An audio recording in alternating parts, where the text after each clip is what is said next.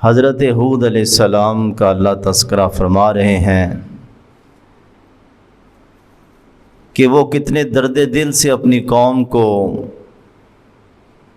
ڈرا رہے ہیں اس عذاب سے جو ان کی بغاوت اور نافرمانی کی وجہ سے آنے والا ہے، اور توحید کا واعظ کر رہے ہیں کہ میری قوم اللہ کے علاوہ کسی کی عبادت نہ کرو، پیدا کرنے والا اللہ ہے، رزق دینے والا اللہ ہے، نفع نقصان کا مالک اللہ ہے، اس کو سجدہ کرو، اس کے سامنے جھولی پھیلاؤ، اس کے نام کی نظر نیاز دو۔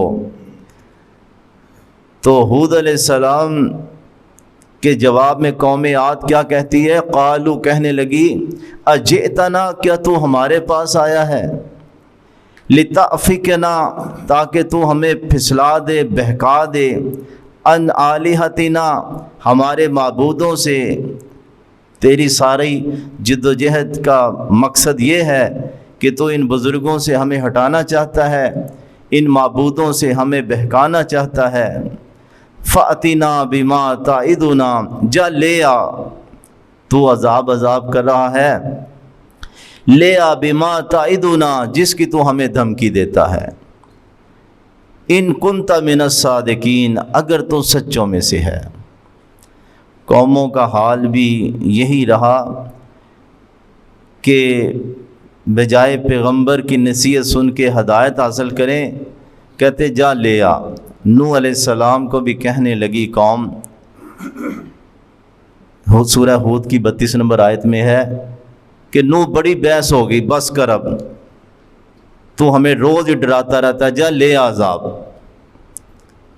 اور رسول اللہ صلی اللہ علیہ وسلم کو بھی یہی کہنے لگے، یعنی کہ اس صورت کے اندر ہود علیہ السلام کو انہوں نے کہا، تو سورہ ہود کے اندر نوح علیہ السلام کو کہا، اور سورہ انفال میں ہے کہ جب یہ بدر کی طرف جانے لگے نا مشرکین مکہ، ابو جہل اور دوسرے سارے، تو کعبہ کی چادر پکڑ کے کہتے ہیں اللہم ان کان ھذا ھو الحق من عندک، اللہ اگر یہ دین حق ہے، یہ نبی حق ہے، فامطرنا علینا حجارۃ من السماء، تو آسمان سے پتھر برسا دے۔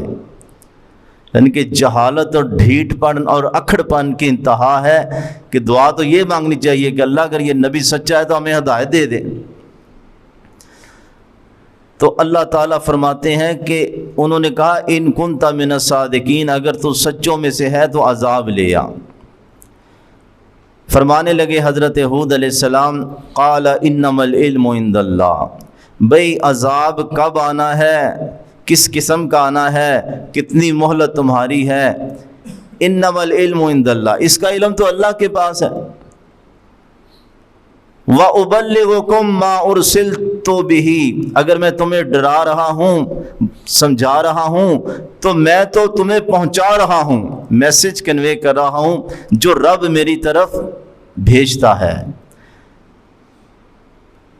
باقی اختیار اللہ کے پاس ہے، کلی اختیار اللہ کے پاس ہے، میرا کام صرف تمہیں تبلیغ کرنا ہے، پہنچا دینا ہے، رب کی دھمکی تم تک پہنچا دینا ہے۔